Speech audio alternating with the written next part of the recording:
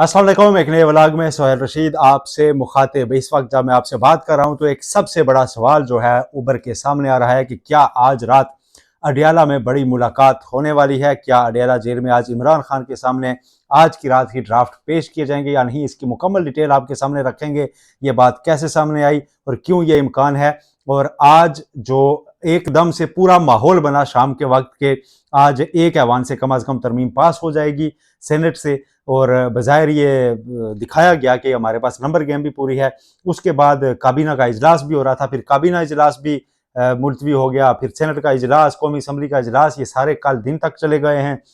इसकी वजह क्या बनी और अब असल में सूरत हाल है क्या, आइंदा 2 दिन में होने क्या जा रहा है, अब तक की मुकम्मल जो इन्फॉर्मेशन है, ठोस इन्फॉर्मेशन, वो आपके सामने रखते हैं। सबसे पहले तो इस वक्त जब मैं आपसे ये बात कर रहा हूं तो आखिरी चीज़ जो मैंने इससे पहले वीडियो रिकॉर्ड करने से सुनी वो बिलावल भुट्टो जरदारी की स्पीच थी जो उन्होंने हैदराबाद जलसे में की, और उसमें उन्होंने बाज़ाब्ता तौर पर हाथ जोड़े हैं आप पीटीआई और मौलाना फजल रहमान के सामने, और उन्होंने एक मिन्नत की है एक तरह से कि मैंने बहुत चीज़ें सेक्रीफाइस की हैं अपनी इस मामले पे, कंप्रोमाइज़ किया आईनी तरमीम के मामले पर। आप सूरत हाल को समझें और हमारा साथ दें, और आपके मुतालबात मान लिए हैं। और बिलावल भुट्टो जरदारी ने हैदराबाद जलसे में अपने कारकुनान से खिताब करते हुए ये इंकशाफ किया है कि माइनस काजी फायज ईसा पाकिस्तान तहरीक इंसाफ के मुतालबे पर सारी सियासी जमातों ने किया है। ये बहुत बड़ी खबर है। पहले तो ये सिर्फ एक चीज़ थी, लेकिन अगर ये बात हुई है और बिलावल भुट्टो जरदारी उसका इंकशाफ कर रहे हैं कि पहले उन्होंने चीफ जस्टिस काजी फायज ईसा की बहुत तारीफ़ें की कि उन्होंने ऐसे फैसले दिए हैं जो कोई हाथ नहीं डालता था। उन्होंने फौजी आमर को आमर कहा, मुशर्रफ की सज़ा उन्होंने बरकरार रखी। लेकिन पाकिस्तान तहरीक इंसाफ का मुतालबा था कि ईसा नहीं होना चाहिए, तो हमने उस पर कहा कि ठीक है, नहीं होगा। ये एक बड़ी खबर है मेरी नज़र में कि अगर पाकिस्तान तहरीक इंसाफ के मुतालबे पर, तो फिर पीटीआई जो क्लेम कर सकती है कि ये विकेट हमने गिराई, क्योंकि हुकूमत तो चाहती थी कि चीफ जस्टिस काजी फायज ईसा को लाया जाए। तो यकीन दहानी कराई गई पीटीआई को एक तरह से कि चीफ जस्टिस काजी फायज ईसा नहीं होंगे, और ये मौलाना के जरिए सारी डिमांड्स जा रही थी। अब आप समझेंगे कि पीटीआई पिछले इतने दिनों में पॉलिटिकल फ्रंट पे कर क्या रही थी। फिर दूसरी चीज़ बिलावल भुट्टो जरदारी ने ये कही कि आईनी अदालत मेरी वालदा का ख्वाब था। बीबी शहीद ने 2006 में भी इस पे बात की थी। हम बनाना चाहते थे, हम चाहते थे चारों सूबों के उसमें जजेस हूँ, लेकिन मैंने अपना वो भी कंप्रोमाइज़ कर लिया। इन्होंने कहा आईनी अदालत नहीं, आईनी बेंच बनाएंगे, तो मैंने आईनी बेंच भी तस्लीम कर लिया है। बिलावल भुट्टो जरदारी ने ये कहा है, और उन्होंने वाज़े तौर पर कहा कि ये दोनों मुतालबे पीटीआई और जेयूआई के हमने माने हैं, और अब हुकूमत के साथ भी मैं बात कर रहा था, लेकिन हुकूमत वाले अब कह रहे हैं कि हम जितना इंतज़ार कर सकते थे हमने कर लिया है, अब हम मज़ीद इंतज़ार नहीं कर सकते। हुकूमत की जो वक्त की किल्लत है हुकूमत के पास, वो वाज़े तौर पर समझ में आ सकती है कि 25 तारीख नज़दीक है, उससे पहले पहले ही उन्होंने करना है। अब तो ये वाज़े हो चुका है। कल का दिन भी शायद ऐसे गुजर जाए, लेकिन संडे ऐसे नहीं गुजरेगा। संडे के रोज़ पूरी तैयारी की जाएगी कि इस तरमीम को निकाला जाए, लेकिन उससे पहले इलेक्शन कमीशन का जो प्लान था वो भी फ्रस्ट्रेट हुआ। एक तो ये वजह बनी आज का इजलास मौखर करने की, क्योंकि जो एक मनसूबा था बज़ाहिर वो इलेक्शन कमीशन से मखसूस नशिस्तें मिलना था, उसके बाद इन्होंने ये तरमीम करनी थी। मौलाना फजल रहमान राजी नहीं हुए अभी तक, और जो हाथ जोड़े हैं अभी बिलावल भुट्टो जरदारी ने, वो इस बात पर जोड़े हैं कि मैं अगर कंप्रोमाइज़ कर रहा हूं तो थोड़ा सा कंप्रोमाइज़ आप भी कीजिए, ये तरमीम ज़रूरी है। और अगर आप ना आए तो हुकूमत फिर कह रही है कि हम ज़मीर की आवाज़ पर कुछ लोगों के वोट लेंगे, वो जो हॉर्स ट्रेडिंग वाले हैं, जो दूसरी पार्टी से आके देंगे और फिर डिफेक्शन उन पर लगेगी। वो कहते हैं उनके आ जाने से तरमीम हो जाएगी, बिलावल भुट्टो कह रहे हैं, लेकिन ये तारीख में पहली बार होगा कि आईनी तरमीम इत्तफाक राय से नहीं होगी बल्कि कसरत राय से होगी, जो कि एक गलत मिसाल बनेगी। और यही बात हम भी कह रहे हैं पहले दिन से कि इत्तफाक राय ज़रूरी है, और इत्तफाक राय से ना हुई अगर तो भूचाल आएगा। और अगर वो इत्तफाक राय से तरमीम ना होने के बाद हुकूमत ने ऐसे फैसले किए जस्टिस मंसूर अली शाह को माइनस करने के, जिसकी इस वक्त भरपूर कैंपेन चल रही है कि जस्टिस मंसूर अली शाह अब नहीं होंगे, नहीं होंगे, उनकी जगह जस्टिस यही आफरीदी को कहा जाएगा। और मैं आपको जो हतमी ड्राफ्ट सामने आया वो भी बता दूं, जो आज पार्लिमानी कमेटी जो खसूसी थी जिसने ड्राफ्ट की मंजूरी जो दी है, उसमें जो चीज़ रख दी गई है अब वो ये है कि टॉप 3 का पैनल जाएगा पार्लिमानी कमेटी के पास, उसमें से एक जज को चीफ जस्टिस पाकिस्तान लगाया जाएगा। और अगर वो जज इनकार कर देते हैं कि जिसको लगाया जाता है, मसलन 3 नंबर से जो जस्टिस यही आफरीदी को अगर लगाया जाता है और वो डिक्लेयर करते हैं कि मैंने नहीं बनना इस सूरत में जज, तो फिर चौथे नंबर वाले को लगाया जाएगा। यानी बात जस्टिस अमीनुद्दीन खान तक जाएगी, जिनका नाम बड़े पहले से चल रहा था। और ये ऑप्शन इसलिए रखा गया कि अगर जस्टिस यही आफरीदी जस्टिस मंसूर अली शाह की देरीना दोस्ती को दोहराते हैं, कल पंजाब की एक मिनिस्टर साहिबा ने टीवी पे बैठ कर कहा जी कि एक एक चैम्बर से उठ के 3-3 जज आए हुए हैं, तो उसमें एक जस्टिस यही आफरीदी हैं जिनको अब कंसिडर किया जा रहा है कि दाना डाल के देखते हैं। तो इस पे भूचाल आएगा। वकला तैयार खड़े हैं, अदलिया के अंदर लोग तैयार खड़े हैं, और आज की जो सबसे अहम चीज है उसको कोई भी अंडरमाइन मत करे, उसको कोई भी इग्नोर मत करे। आज के दिन भी सुप्रीम कोर्ट के उन 8 जजेस ने जिन्होंने 12 जुलाई को फैसला दिया था, 8 के 8 ने साइन करके मुतफिका ऑर्डर जारी किया है कि मखसूस नशिस्तों के फैसले पर अमल दरामद लाजमी है। इसका मतलब है आज भी वो सारे कमिटेड खड़े हैं जस्टिस मंसूर अली शाह के साथ, और इतलात ये है कि ये 8 नहीं हैं, अब 8 में इजाफा हो चुका है। इन 8 के साइन तो इसलिए कि ऑर्डर इनका था।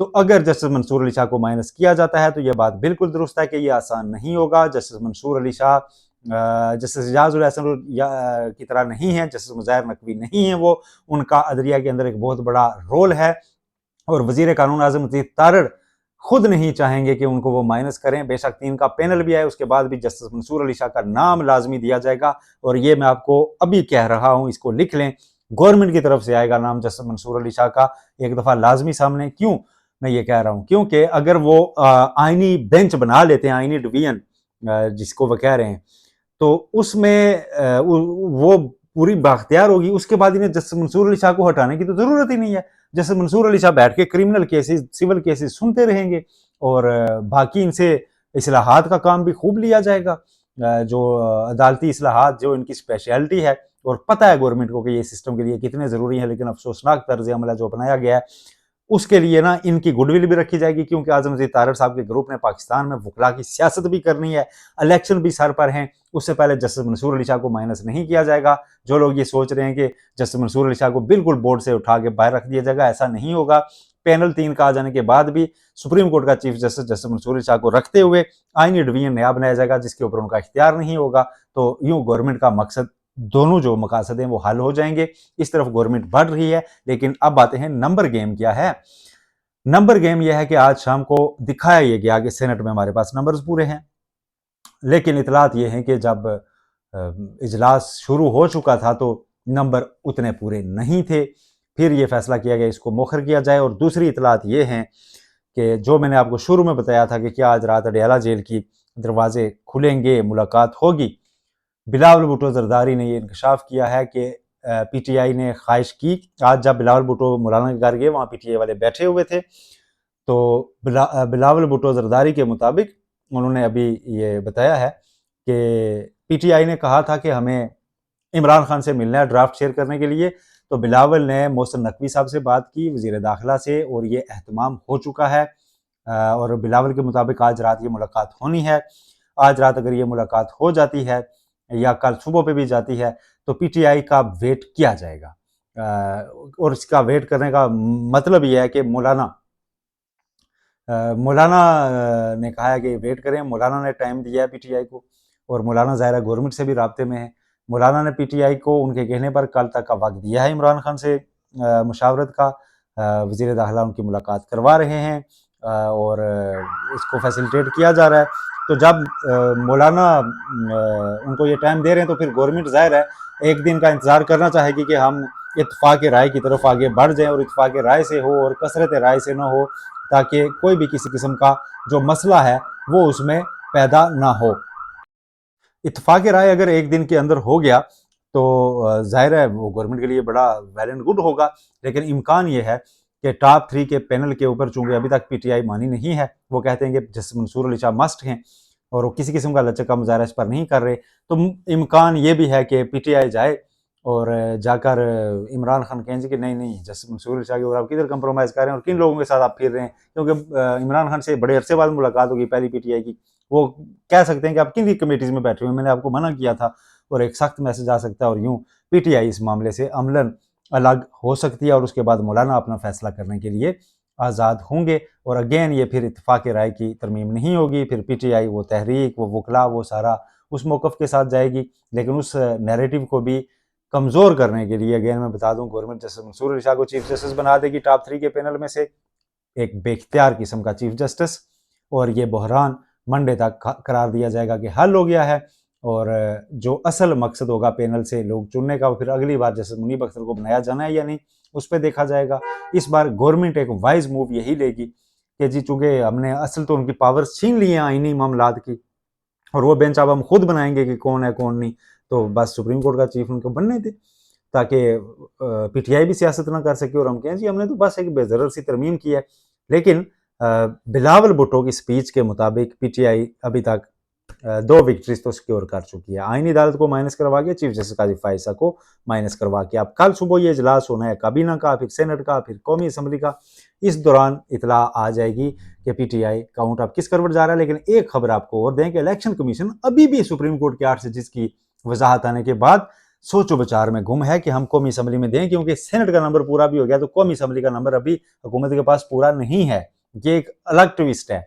उसमें इलेक्शन कमीशन की तरफ अभी तक देखा जा रहा है कि भाई हमें सीटें दें, क्योंकि मौलाना के साथ आने के बाद भी 2-3 बंदे चाहिए होंगे। तो इसलिए ये सारी सिचुएशन देखी जा रही है। अब सुप्रीम कोर्ट के फैसले के खिलाफ अगर इलेक्शन कमीशन जाता है तो मंडे को बल्ले वाले केस की नजरसानी लगी हुई है। पीटीआई वहां पे पूरा स्यापा डाल सकती है कि आपकी इस फैसले की वजह से आज हमारे साथ आज तक ये हो रहा है। और आपने जब मखसूस नशिस्तों में भी कह दिया 11 जजेस ने बशमूल चीफ जस्टिस कि हम पार्टी हैं, वो अभी तक तस्लीम नहीं कर रहे, हाउस नामुकम्मल है और तरामीम हो रही है। तो ये सारी चीज़ें, और हमें इलेक्शन कमीशन अभी भी सीटें नहीं दे रहा और दूसरों को दे के तरामीम कराई जा रही हैं।